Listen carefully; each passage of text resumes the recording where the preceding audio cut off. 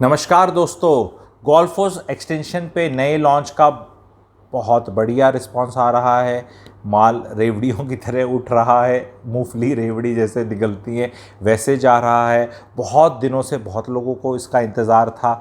उसको और डिटेल में करने के लिए, समझाने के लिए मेरा एक एजुकेशन प्रोग्राम ऑन है, वेबिनार्स ऑन हैं। आप लोग जो उस प्रोडक्ट को समझना चाहते हैं, 1.65 1.7 CR का प्रोडक्ट है। काफ़ी इन्वेंट्री चली गई है, यूनिक प्रोडक्ट है, ऐसा नहीं आता दिख रहा, ऐसा है भी नहीं कोई प्रोडक्ट। स्पेसिफिकेशंस बहुत रिच हैं।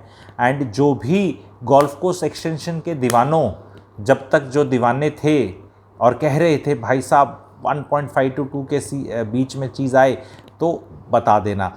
एक चीज़ और हुई है, सारे गुड़गांव रियल एस्टेट वालों सुनो इस बात का, कि इस प्रोडक्ट के आने से ना रेट की एक्सेप्टेबिलिटी, वैल्यूएशन अक्रॉस गुड़गांव हिल रहा है, जैसे से करके हिलता है। ये तो खैर मैं पहले ही 4 महीने से बता रहा था, क्योंकि पता था मुझे तो ये ऐसे आएगा।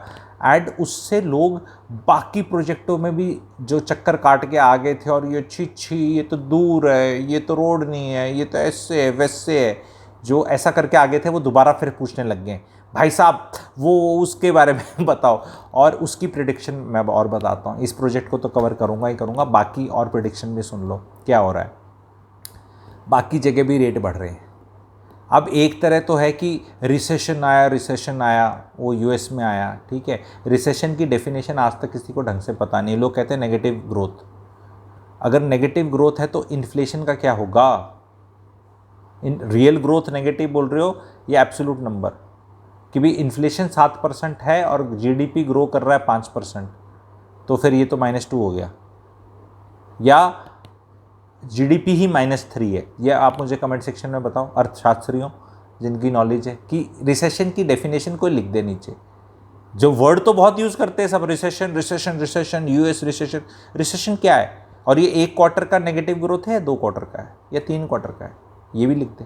वो भी लिखना है ना कि this in consecutive 2 quarters, consecutive 3 quarters, या ओनली 1 क्वार्टर। एंड इंडिया में रिसेशन लग रहा है क्या आपको? या हम $5 ट्रिलियन इकोनॉमी की तरफ जा रहे हैं from a present $3 trillion economy status 2026 में? तो आप ये लिख दो। देखो होता क्या है ना, लोग रिसेशन भाई 10,000 करोड़ लगाने हैं क्या तुम्हें? इंडिया पे बेट कर रहे हो तुम?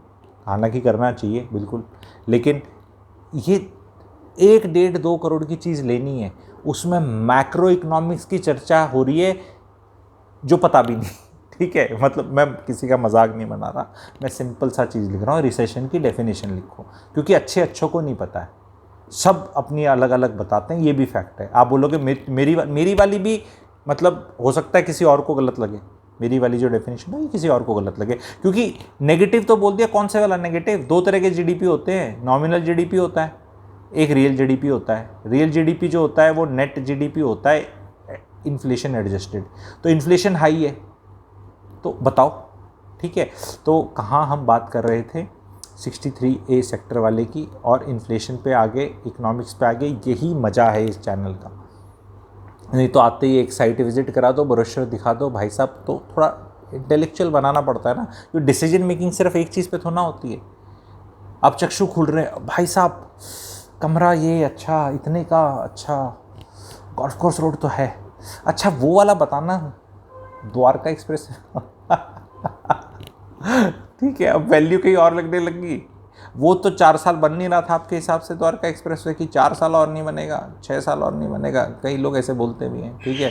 तो आपको बताना है ये चीज़, ठीक है। जुड़ना है इसके लिए, डिस्कस करेंगे। एंड मैं ये चाहता हूँ कि लोग इसलिए भी जुड़े कि यार समझो तो सही, खरीदना नहीं खरीदना क्या। Window shoppers most welcome, window shoppers are most welcome, ठीक है। आप लोग विंडो शॉपर हैं, आए समझें प्रोजेक्ट को एनालाइज कैसे किया जाता है, कैसे देखा जाता है, ब्रांड की कितनी वैल्यूएशन है, साइट की कितनी वैल्यूएशन है, लोकेशन की कितनी वैल्यूएशन है, स्पेसिफिकेशन की किस हिसाब से, पेमेंट प्लान की किस हिसाब से, साइट लेआउट की, प्रोजेक्ट लेआउट की, और अपने बिल्डिंग में जो लेआउट है, फ्लैट लेआउट है, उन सब पे चर्चा करेंगे। तो इंटरेस्टिंग रहेगा।